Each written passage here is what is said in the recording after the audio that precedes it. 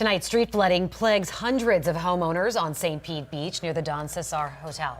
The neighborhood was first built 100 years ago with streets below sea level and no stormwater system. But they're holding out hope an overhaul could soon be on the way.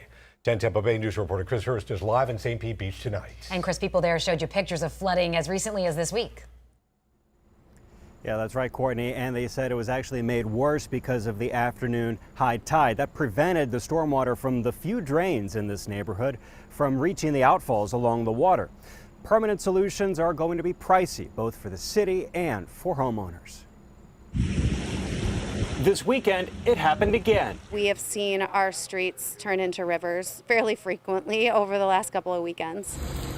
This manhole, no match for the surge of storm and salt water. We have water rolling in from the tide, and while water is trying to roll out from the rain, and it just accumulates and comes to a point where it is impassable. We'll touch on some of the progress. Kathy Gorchow lives in Don Cesar Place. We can talk about all of that today. Tonight, she helped lead a discussion on how to fix the flooding. She's grateful new pump stations are in place for hurricane season. We've seen it help evacuate the water much faster than if they hadn't been there. When this actually cracks all the way through, this concrete will start to slough off and fall into the water. But while the city considers paying for its part, for homeowners here, they're typically sticker shocked by the amount of the cost of that estimate to actually repair that seawall. You can see the cracks. Most private seawalls are up to a century old and leave the coastline vulnerable to storm surge. Once it starts doing those cracks the long way, the water gets in here, rusts this piece of rebar, and eventually it's going to fall right off. Seawater has also damaged drains near the boat ramp,